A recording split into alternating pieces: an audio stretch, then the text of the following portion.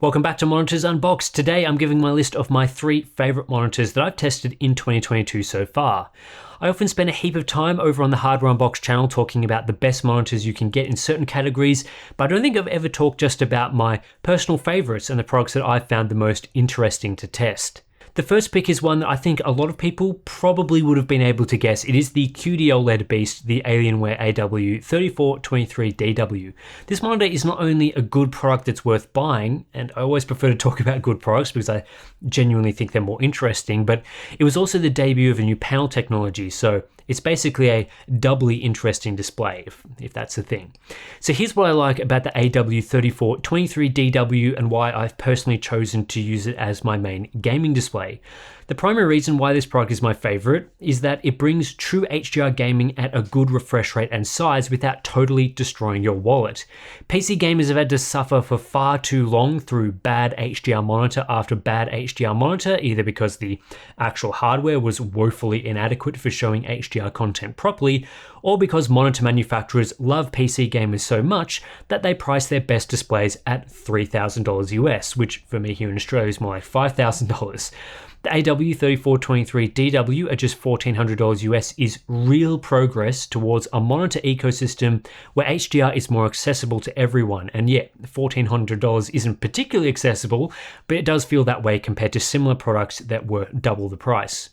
Of course, I love that it also does genuinely have true HDR capabilities. In real-world gaming examples, it is possible to get the monitor running over 1000 nits, and it does this with per-pixel local dimming, the pinnacle of HDR, which basically limits blooming and haloing to a non-existent level.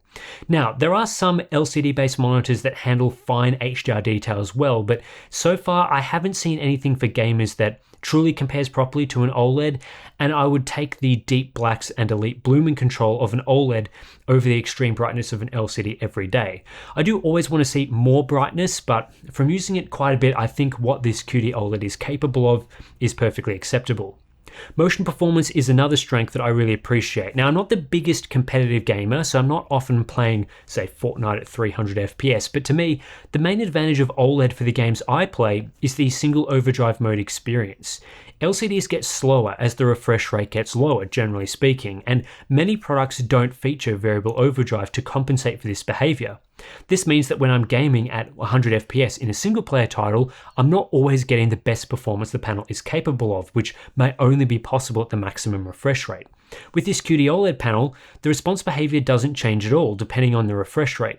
So when I'm playing at 100 Hz, I'm still getting the best possible speed, and it's a very fast speed at that. So I'm not going to be seeing any overshoot artifacts.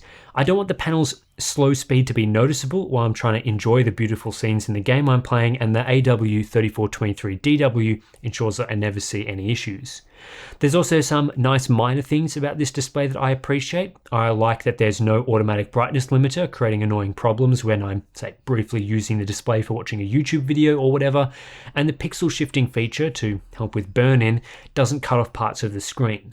Both of these things annoyed me about using an LG C1 TV as a monitor, which is why I think it's key we get more OLED monitors that are actually designed for monitor and desktop usage, because I think they better handle some of these aspects that would be annoying for those users.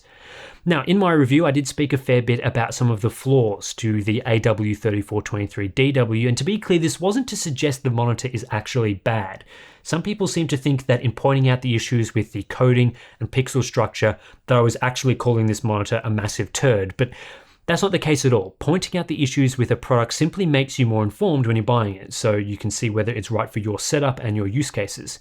I think this is a great monitor for a lot of people, but I personally wouldn't use it for desktop productivity work because of the color fringing that I find noticeable, and that's exactly what I'm doing. This is my gaming display for content consumption where it's basically unbeatable.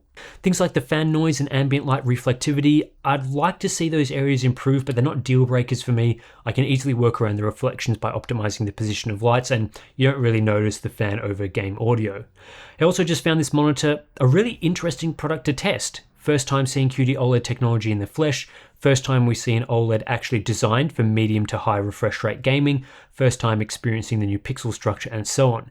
Plenty of areas to dive into and really evaluate what's going on, which keeps the job, I guess, fresh and interesting, so I appreciated that. Hopefully from here, we just get more QD OLED products to test. Number 2 on my list is the Gigabyte M27qx. I was really surprised by how quickly pricing has fallen for 1440p 240Hz IPS displays, and I think the M27qx is the perfect example of that, hitting $500 US for the first time.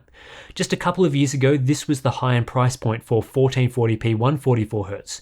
Monitors such as the LG 27GL850 from 2019 debuted at $500, and then the 27GP850, its successor, was also around that mark. Today we're getting a higher performance display with theoretically a longer lifespan for the exact same price, which I guess goes to show the insane progress in the 1440p monitor market over the last few years. The really refreshing thing for me as a monitor tester was to validate that the M27qx is actually good. It's not unusual for the first, I guess, cheapest in its category monitor to have some critical defect or other reduction in performance that is basically the whole reason why it's the most affordable option. Things like removing height adjustability, terrible response times, a non-standard subpixel layout, last generation contrast ratios. These are all areas where manufacturers have cut back in the race to the lowest price. But Gigabyte, with several of their products, seems to mostly avoid these issues, and the M27qx ends up being a great option. To put this further into perspective, at the start of 2021, so about 18 months ago, I reviewed the Alienware AW2721D, which was a very good 1440p 240Hz IPS monitor for about $800. It was the option for most people that didn't want the curve of the Samsung Odyssey G7 and wanted a bit more versatility for productivity work. 18 months later, the M27qx is basically just as good for key areas of gaming and color performance, but costs just $500. That's the progress that I'd love to see and why this is one of my favorite monitors of 2022 so far. It also appears that Gigabyte do learn to some degree from criticism of past products. Their previous 1440p 240Hz product, the FI27Q-X, used a sharp panel with a BGR layout, and lots of people have ended up criticizing or avoiding products with a BGR layout, instead preferring regular RGB. Well, the M27qx comes out, and I'm sure they could have reused the same BGR panel, but instead switched to a different sharp panel with a standard layout. This instantly makes the M27qx easier to recommend, and I was super glad they made this change despite targeting a lower price point. That's not to say I'd recommend it for everyone. It's not as good as the PG279QM. It doesn't have a single overdrive mode experience and so on. But I think the M27qx is setting a new bar for what we can expect in the $500 category for a 1440p monitor. It's no longer acceptable to offer a sub 240Hz refresh rate here. If you want to compete in this price range, you'll need to be using a high refresh, high performance panel. My third favorite display from 2022 so far is along a similar vein to the M27qx in that it's the HP X27Q, which has set a new price standard for entry-level 1440p monitors. Again, this isn't just some crappy display with a heap of flaws. The X27Q is quite reasonable and similar to a lot of other mainstream 1440p 165 IPS products I've recommended. It's just priced a lot cheaper, and I guess from that perspective I was a little bit surprised with the performance. I was perhaps expecting it to be a little bit worse than it ended up being. I've seen the X27Q for as low as $250 US, but it does fluctuate in price a bit between $250 and $300, though it's pretty consistently below $300, which I think is key here. This sort of product has really killed off the 1440p VA monitor market. I just don't see the point buying an entry-level curved VA monitor for below $300 these days when you could just buy the far superior X27Q instead. It's these sorts of releases that really shake up the market for people just getting into PC gaming. You don't have to choose between a 1080p display or a dodgy 1440p VA anymore. There's a good IPS version sitting here for you to enjoy. That's not to say that I hate VA panels or anything, it's just that most of the monitors in this price range that use VA panels have suffered from horrible dark level smearing, and occasionally on top of that we see panel defects like flickering and pixel inversion.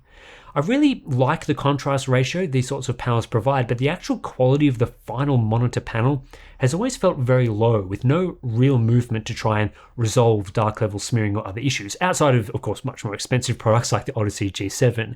Especially when buying a display specifically for gaming, I just couldn't justify preferring contrast when the downside to that is terrible motion performance.